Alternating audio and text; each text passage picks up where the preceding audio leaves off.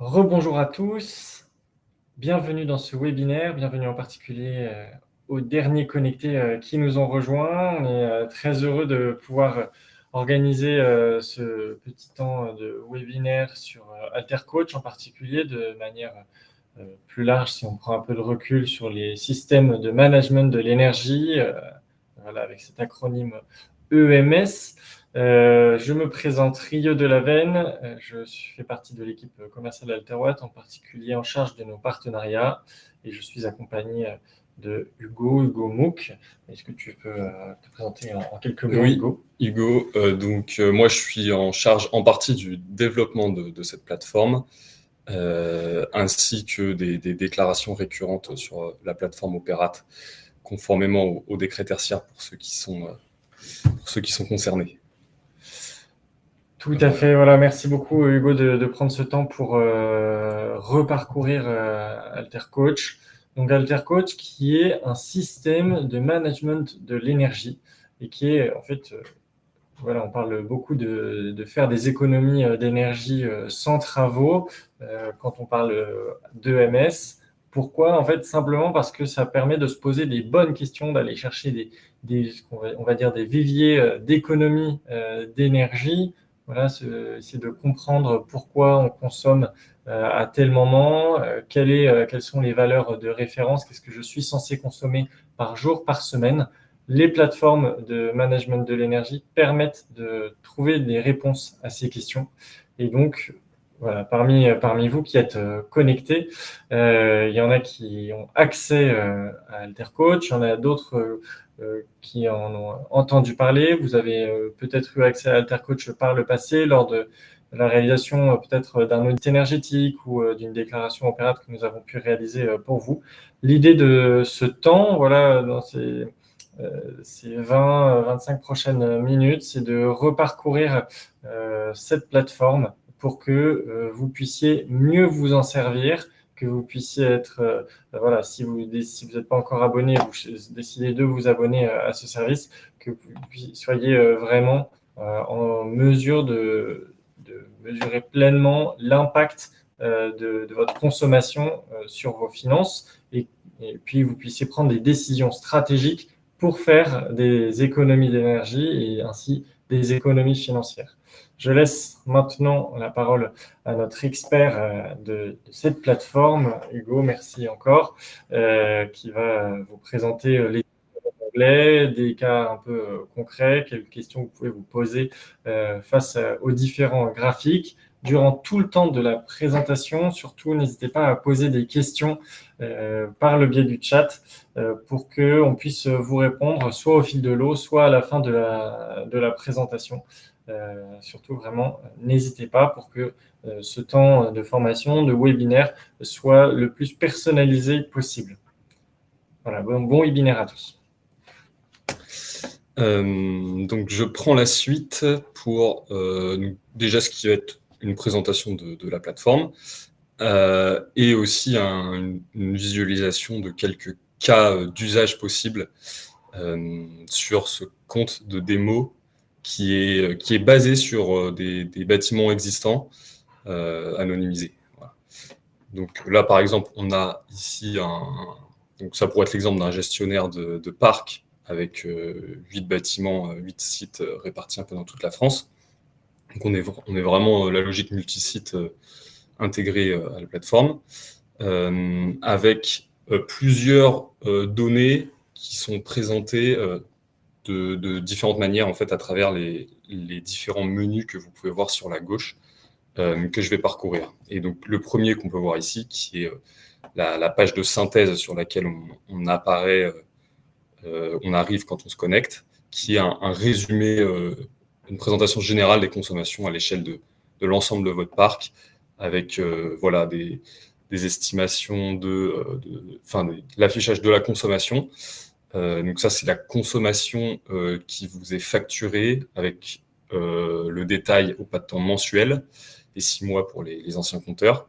Voilà, c'est ce que vous retrouvez aussi sur vos factures et que nous, on affiche mois par mois. Et vous pouvez, donc voilà, consommation, une estimation du coût en fonction de chacun de vos compteurs.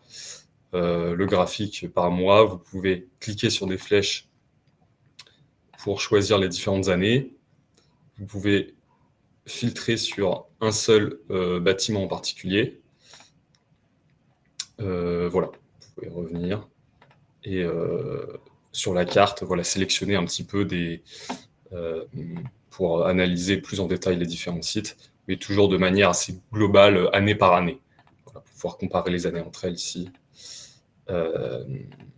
Et si vous souhaitez faire des analyses un peu plus avancées ici, sur vos consommations, on a la partie onglet avancé qui permet de sélectionner, sur le graphique, de sélectionner exactement les données dont vous avez besoin et de les afficher pour pouvoir faire des... Donc par exemple, sur un des bâtiments, donc là on peut choisir par entité, donc par site. Je veux voir par exemple uniquement ce bâtiment-là. Donc je sélectionne celui-là. Par mois et sur les 3 dernières années. Voilà, là, je peux voir un aperçu de ma consommation par mois. Donc là, on a clairement un besoin en chauffage comme dans la plupart des bâtiments. On voit la saisonnalité aussi. La saisonnalité, tout à fait. Et pour pouvoir comparer un peu les années entre elles, vous pouvez regrouper par mois, qui permet de regrouper chaque année sur une série différente. Et on peut comparer le mois de janvier 2022 avec celui de 2023 et 2024. Donc là, par exemple, c'est tout de suite, ça permet d'être plus visuel sur le fait qu'en 2024, la consommation est nettement supérieure sur ce bâtiment-là en particulier.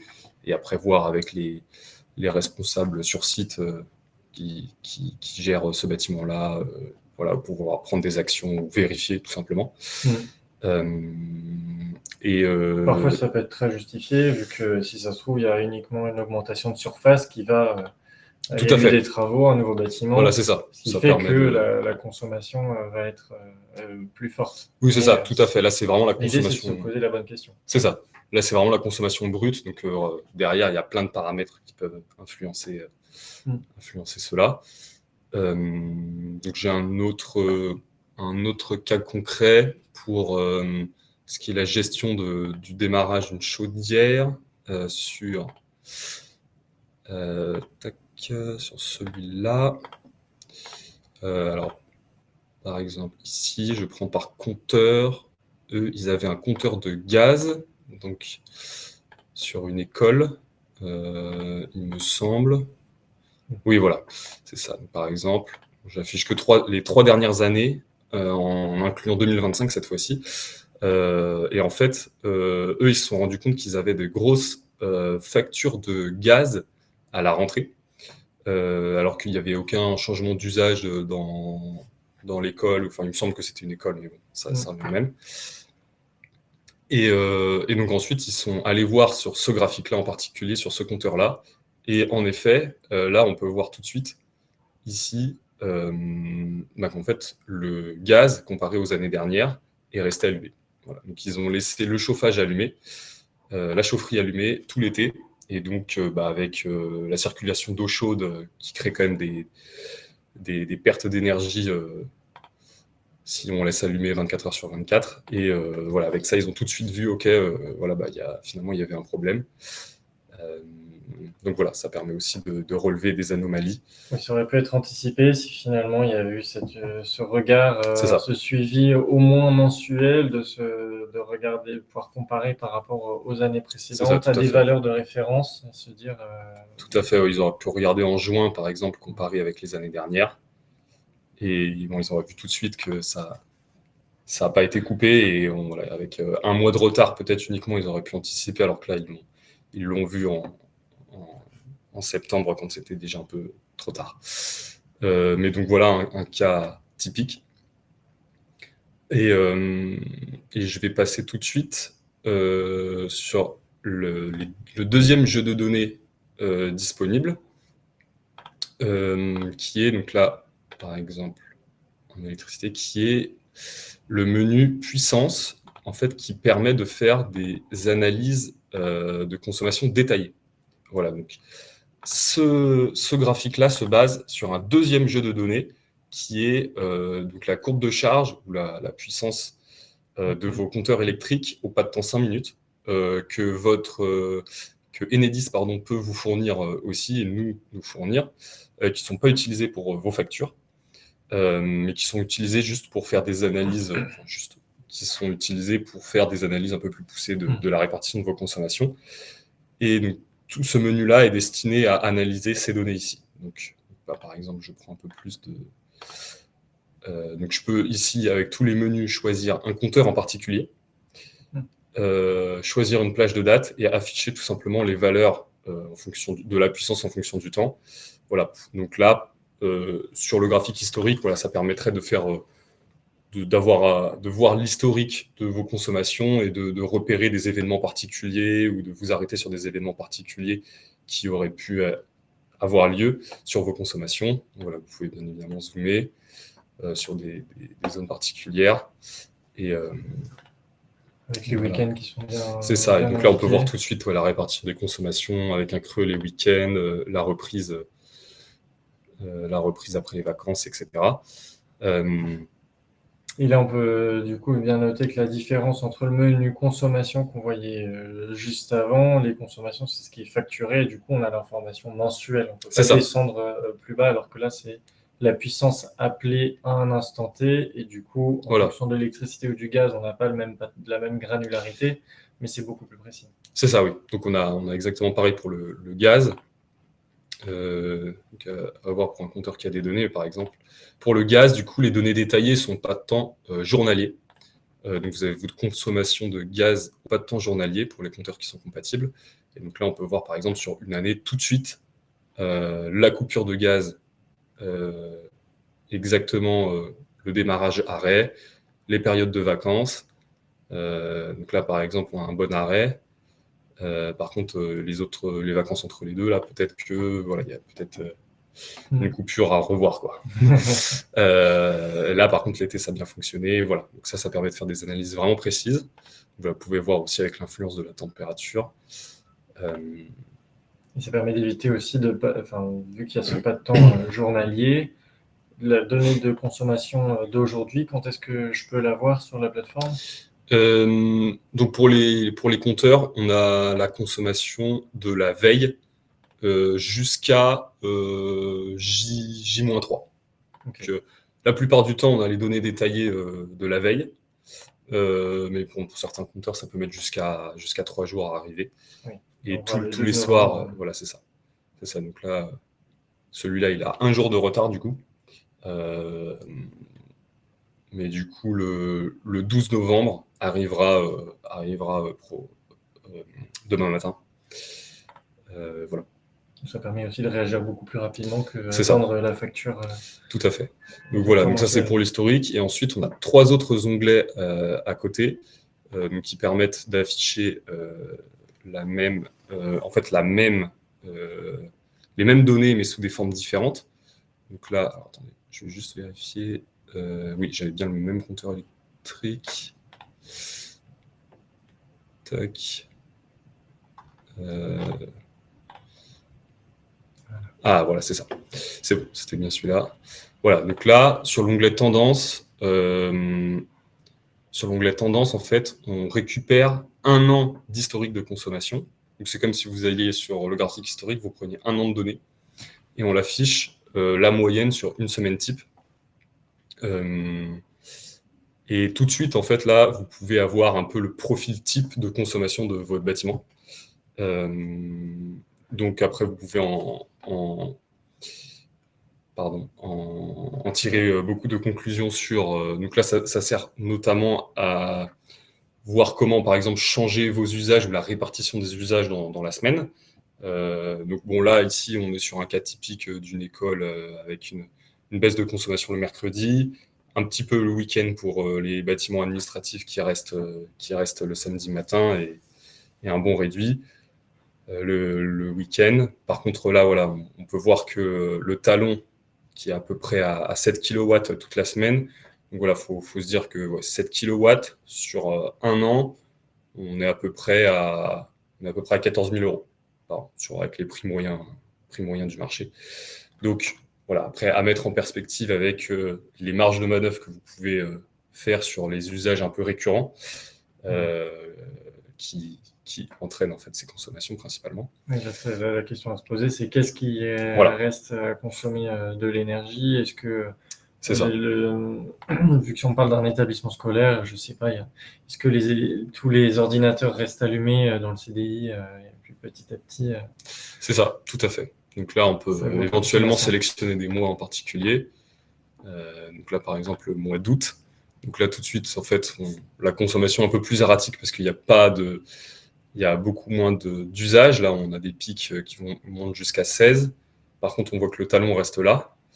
Alors que si, par exemple, je vais en mars, voilà, tout de suite, là, on retrouve un peu la courbe moyenne avec des gros pics à 70-80 et toujours un talon à 7 kW. Voilà, donc là, tout de suite, on peut aller chercher les économies du pourquoi et du comment il y a autant de consommation, en fait, hors occupation. Alors après, je ne sais plus exactement à quoi correspond ce site, mais voilà, ça dépend de vos usages. Peut-être que ça peut intéresser ton calcul de 7 kW à 14 000 euros pour avoir des ordres de grandeur si nos auditeurs voient leur talon par combien il faut multiplier pour avoir l'ordre de grandeur de ce que ça coûte. Pour l'ordre de grandeur du prix. Oui, comment on arrive de 7 kW à 14 000 euros? Oui, faut compter pour de l'électricité, il faut compter à 2 euros le watt sur un an. À peu près, voilà, si on fait le calcul avec un prix moyen. Donc là, 2 fois 7 000. Donc voilà, c'est ça. Donc 7 kW. Et on est à moitié moins pour du gaz en kilowatts. Voilà. Donc voilà. Je passe sur la carte de chaleur ici, donc heatmap, qui est ici le même graphique que tendance, mais affiché sous forme de carte de chaleur. Donc là, on est beaucoup plus sur quelque chose qui permet de représenter plus visuellement la répartition de la consommation. Donc en fait, en soi, c'est la même courbe dans la semaine, mais avec sur un axe, on a les jours dans la semaine et sur l'autre, on a les heures.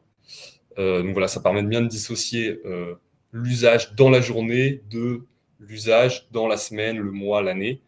Donc là, quand on est sur une semaine type, ici, c'est le même graphique que tendance. On peut voir tout de suite le mercredi et le week-end. Et quand je décoche ici, on retrouve le graphique historique, mais sur la période choisie. Voilà, sur la période choisie, en fait. C'est ça. Et donc là, on peut tout de suite voir du coup la reprise des vacances. Voilà, et on peut mettre beaucoup plus d'historique. Voilà, ça permet de voir tout de suite qui ressortent les points dans le temps de consommation. Et aussi de voir peut-être de manière plus visuelle et plus directe les problèmes qui peuvent remonter par rapport à l'usage normal, entre guillemets. Je finis par encore un petit onglet technique qui concerne ici monotone.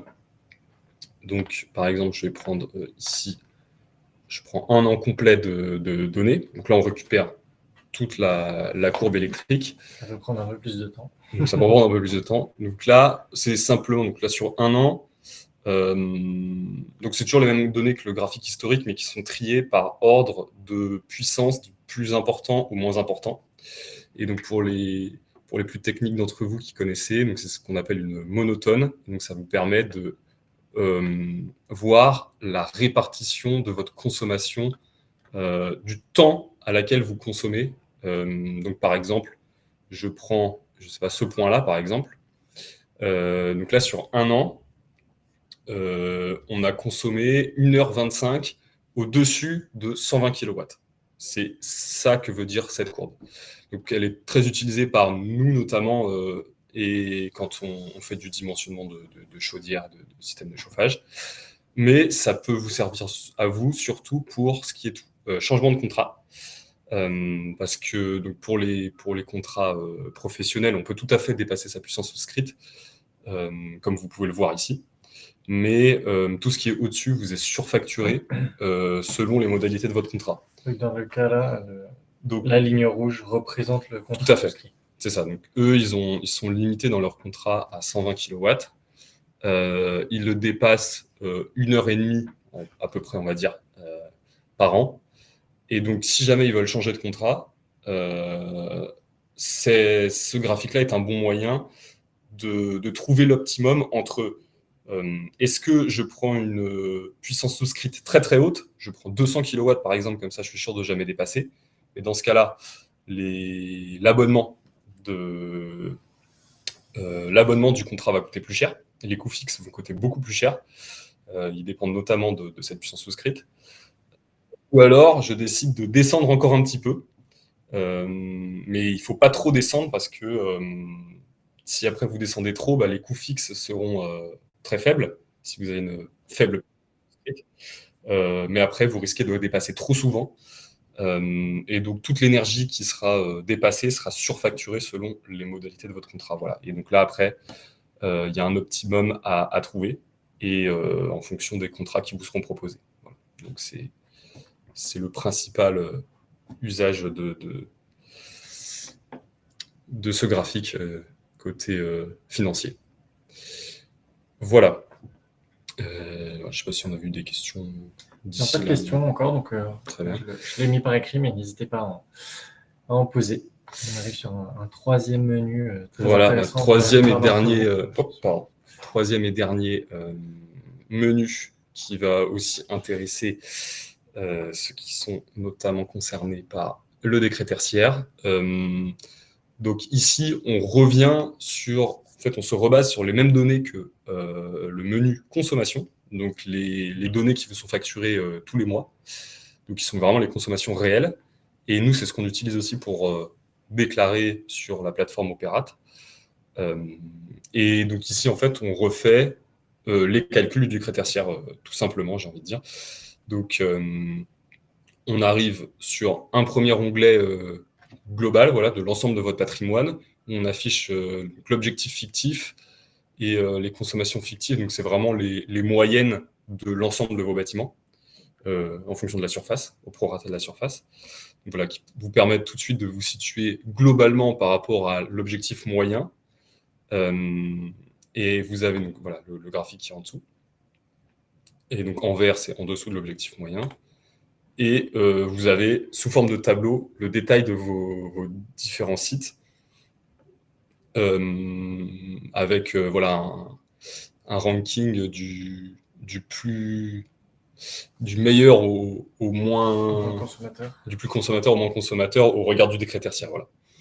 Donc voilà, ça vous permet aussi en un coup d'œil de un peu flécher vos investissements, ou en tout cas voilà, voir où est-ce qu'il faut concentrer plus les travaux. Mais du coup, ce qui compte vraiment pour le décret tertiaire, c'est à côté les onglets entité par entité. Donc voilà, en fait, on a le nom de l'entité, le nom du site. Et quand vous cliquez dessus, là, vous avez toutes les informations qui concernent ce site-là, avec l'année de référence qui a été déclarée, la consommation sur 12 mois glissants. Donc là, c'est vraiment la consommation la plus récente qu'on a sur 12 mois glissants. Donc là, on est à peu près entre 2024 et 2025, entre guillemets, sur 144,1. L'objectif 2030. Voilà. Puis du coup, le reste à faire qui se base sur la consommation sur 12 mois par rapport à l'objectif de votre bâtiment. Et on peut voir ici le graphique historique qui vous retrace un petit peu tout ça.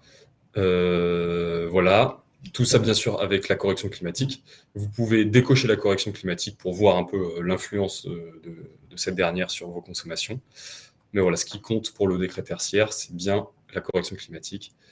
Et voilà, on peut voir tout de suite la position par rapport à la trajectoire. En rouge, la trajectoire vers l'objectif et donc les différentes zones de couleurs qui correspondent aux zones du label éco-énergie tertiaire, les 3 feuilles vertes là que peut-être vous connaissez. Donc voilà, une feuille grise, vous êtes en gros au-dessus de votre année de référence. Orange, jaune, c'est un peu mieux. une feuille verte, vous êtes autour de la trajectoire, 2 feuilles vertes, vous êtes en dessous, et 3 feuilles vertes, vous respectez déjà votre objectif. Voilà. Et donc, c'est ce qu'on affiche à côté de votre site à chaque fois. Et là, ce qu'on peut voir notamment du coup dans ce site-là, c'est que, et c'était peut-être le même site qu'on observait tout à l'heure, où on se disait faut regarder en 2024 pourquoi il y a eu surconsommation. Oui, c'était celui-là, tout à fait. À partir de ce graphique-là, vu que les consommations sont par mètre carré, on voit que c'était pas un sujet de surface, ouais, c'est ça. d'augmentation de surface. Donc il y a un vrai sujet de surconsommation. On est même au-dessus du seuil de l'année de référence. Donc, Voilà. Donc là, ça c'est de janvier 2024 à décembre 2024. Et là, on peut voir que sur les 12 derniers mois, d'ailleurs, qui sont affichés dans le petit encadré qui s'affiche ici, donc de octobre 2024 à septembre 2025, on est encore au-dessus. Donc là, entre les deux, là, on aurait un 144 ici qui serait encore au-dessus. C'est peut-être les mois de fin 2024 qui ont vraiment beaucoup consommé. C'est ça. Voilà, donc on a ça pour absolument tous les bâtiments. Voilà, donc après, voilà. Donc là, je pense avoir fait à peu près le tour sur les onglets principaux et l'analyse des données. Merci beaucoup Hugo pour cette présentation. J'espère que ça vous a intéressé, que vous êtes peut-être plus à l'aise maintenant avec AlterCoach. Si le site vous intéresse, bien sûr, n'hésitez pas à nous contacter si vous souhaitez vous abonner, bien sûr. Peut-être un petit passage par la partie pour gérer les utilisateurs, si un établissement... Tout à fait, oui. Donc là, j'ai cliqué dans la zone, dans l'onglet paramètres, et vous pouvez afficher tous les menus donc voilà, qui sont un peu plus administratifs, j'ai envie de dire, et qui résument déjà l'ensemble de vos bâtiments. Vous pouvez voir aussi les compteurs qui sont reliés. On a la réciproque ici, je saute exprès. Voilà, là, on a la liste de tous vos compteurs. Voilà, on prend en compte les compteurs qui sont annulés, etc. Voilà. Et vous pouvez voir tout de suite. Voilà. Et je remonte sur la partie utilisateur. Donc voilà, donc là on a ici des collègues AlterWatt. Et vous pouvez, en cliquant ici, si vous êtes administrateur de votre organisation, parce qu'il y a un système de rôle, vous pouvez être administrateur ou invité, vous pouvez ajouter autant d'utilisateurs que vous le souhaitez sur les organisations auxquelles vous avez déjà accès. Ça peut être notamment utile s'il y a plusieurs sites, c'est ça, oui, de donner un accès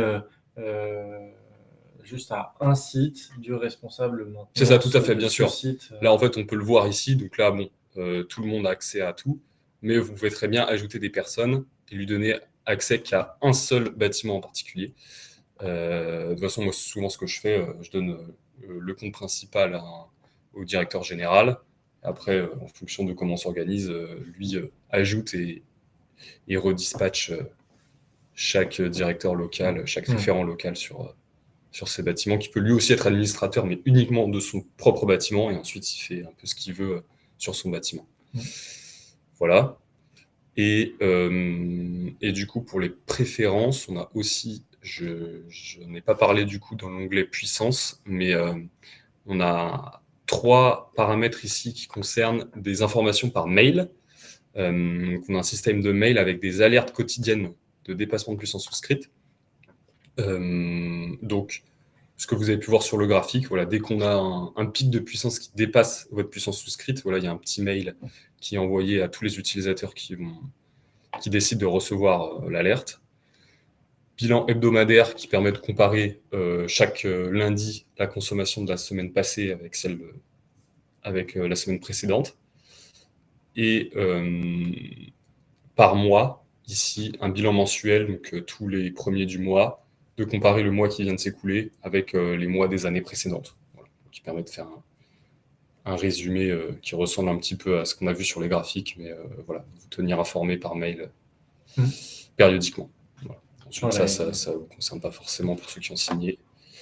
Oui, les c'est autres plus paramètres. Voilà. administratif. Et puis à venir du coup au développement avec un système, d'autres alertes C'est possibles ça. Des qui alertes seront rajoutées. personnalisables, tout à fait, qui arrivent très prochainement. Voilà, et Hugo est évidemment toujours disponible. Si vous êtes sur la plateforme et que vous avez une question, un problème, quelque chose que vous n'arrivez pas forcément à utiliser, vous avez un petit numéro de téléphone disponible sur ce bouton. Voilà, donc n'hésitez pas à en faire usage pour pouvoir vous Tout à servir fait. pleinement de la plateforme. Voilà, au-delà, là, Hugo pourra vous accompagner du coup et répondre à vos questions ponctuelles. En revanche, si vous souhaitez également des accompagnements plus réguliers pour pouvoir analyser ces données de consommation, là, c'est ce qu'on appelle vraiment de l'énergie management. Et voilà, Alterwatt, on est en mesure aussi de vous proposer une ou deux réunions, enfin en fait le nombre de réunions que vous souhaitez, mais généralement, voilà, on est autour de une ou deux réunions annuel pour prendre le temps de regarder l'historique des puissances de la dernière année, des 6 derniers mois, de se poser justement avec vous les bonnes questions et d'essayer de trouver des axes stratégiques pour faire des économies d'énergie et faire des économies d'énergie sans réaliser de travaux, mais juste en modifiant certaines consignes, en sensibilisant les usagers de vos bâtiments, bien sûr. Il y a d'autres pistes encore. Voilà, écoutez, merci beaucoup pour votre attention. N'hésitez pas, bien sûr, à prendre contact avec nous si vous avez besoin d'accompagnement sur les sujets d'efficacité énergétique. Si vous souhaitez vous abonner à notre plateforme AlterCoach, nous étions très heureux de vous représenter ce soir. Je vois qu'il y a quelqu'un qui est en train d'écrire. Quelles sont les conditions d'abonnement? Très bonne question. Alors, les conditions d'abonnement, en fait, sont en fonction de votre nombre de points de livraison. Voilà, avec un système de prix dégressif, si on dépasse 10 points de livraison, mais pour le prix initial est de 200 € par compteur par mois. Sachant que, pardon, excusez-moi, 200 € par compteur par an, sachant que avec cette plateforme, et quand quand on est abonné à la plateforme, on a également ce service de déclaration annuelle sur la plateforme Opérate. Tout à fait, qu'on prend en charge par défaut dès que vous vous abonnez à Altercoach. Voilà. Tout à fait. Voilà, donc 200 € par compteur par an. Dans la majorité des cas, on va dire que vous avez deux compteurs par site, un compteur électricité, un compteur gaz, donc 400 € par compteur par an. Par site, oui. Par site, bien sûr. Voilà, s'il n'y a pas d'autres questions, on va terminer ce webinaire. Merci à tous pour votre attention. Merci à tous. N'hésitez pas à prendre contact avec nous si vous le souhaitez. Et à très bientôt.